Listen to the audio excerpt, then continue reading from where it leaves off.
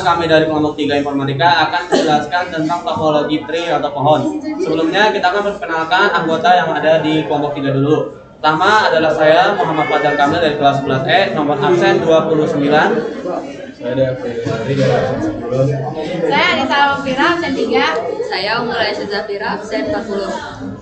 Assalamualaikum warahmatullahi wabarakatuh. Perkenalkan, nama saya Devi Landry dari kelas 11E absen 10. Saya di sini akan menjelaskan apa itu topologi tree. Topologi tree yaitu bentuk jaringan komputer yang merupakan gabungan antara topologi star dan topologi bus.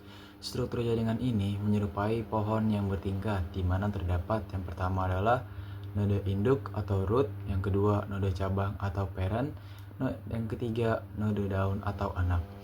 Setiap node induk dapat memiliki beberapa cabang, dan cabang tersebut dapat bercabang lagi. Topologi tree mempunyai struktur dasar. Yang pertama adalah bagian pusat menggunakan topologi bus sebagai tulang punggung atau backbone. Yang kedua, setiap percabangan menggunakan topologi star. Kelebihan topologi tree. Topologi tree terbagi menjadi 5. Yang pertama adalah mudah dikembangkan. Sangat cocok untuk digunakan jaringan besar yang bertingkat seperti kampus atau perusahaan. Lalu yang kedua, manajemen jaringan. Lebih terstruktur karena setiap level jaringan memiliki pengendalian masing-masing. Lalu yang ketiga, mudah mendeteksi kesalahan jika satu cabang bermasalah dapat dilacak berdasarkan level cabangnya. Yang keempat, mendukung banyak mode dalam jaringan lebih banyak dibanding topologi star biasa. Lalu yang kelima, pembagian segmen jaringan lebih jelas. Topologi tree memiliki beberapa kekurangan. Yang pertama, biaya instalasi mahal yang memerlukan banyak kabel perangkat jaringan, hub atau switch per cabang.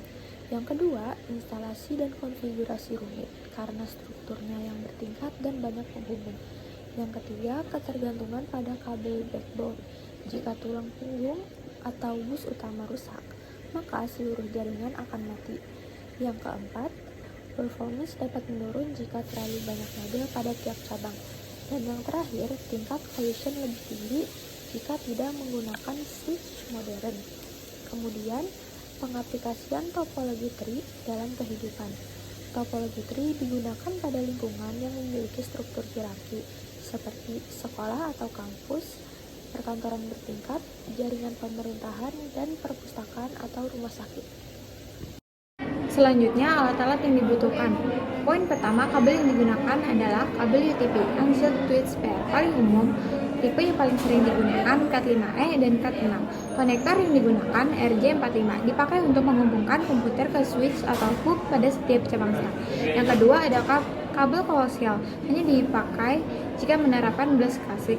Jarang dipakai di modern network karena secara konsep dipakai pada backbone. Tipenya thicknet atau thinnet. Kabel yang ketiga ada kabel fiber optik, digunakan untuk backbone agar lebih stabil dan jangkauan jauh, cocok untuk kampus atau gedung besar. Yang poin B, router. Fungsi router adalah menghubungkan jaringan antar cabang yang berbeda IP, mengatur jalur data antar level topologi tree, memiliki route tercepat agar data sampai tujuan. Router biasanya berada di level paling atas atau top. Poin ketiga adalah hub dan switch. Topologi tree sering menggunakan switch daripada hub. Switch menghubungkan komputer dalam satu segmen star, mengurangi collision dengan cara mengirim data langsung ke perangkat tujuan.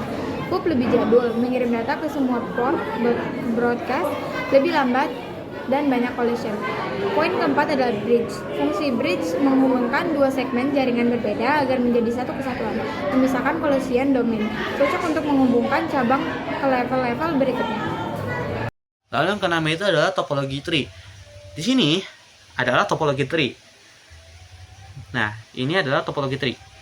Di mana di sini ada router utama bertindak sebagai otak dari semuanya, lalu ada switch sebagai perantara dan PC. Nah, bagaimana cara untuk mentransfer datanya atau memindahkan data dari PC A ke PC B atau satu PC ke PC lainnya? Itu seperti ini prosesnya. Jadi semisal PC nomor 2 ingin memindahkan datanya ke PC nomor 5. Nah, jadi PC nomor 2 mengirimkan datanya ke switch C atau switch nomor 3 ini. Lalu switch 3 akan memeriksa address atau alamat tujuannya. Habis itu masuk ke switch A, lalu masuk ke router utama. Nah, router utama ini juga akan memeriksa kemana data ini akan menuju. Jadi, dia akan mencari langkah yang tepat agar data ini bisa sampai di tujuannya. Setelah itu, turun lagi, masuk ke switch 2 atau switch B, dan berakhir di PC nomor 5. Jadi, begitulah cara aliran data di topologi tree. Memang rumit, tapi ini adalah topologi yang bisa dibilang cukup efektif untuk perusahaan-perusahaan besar. Jadi cukup sekian kami dari kelompok 3 Informatika. Wassalamualaikum warahmatullahi wabarakatuh.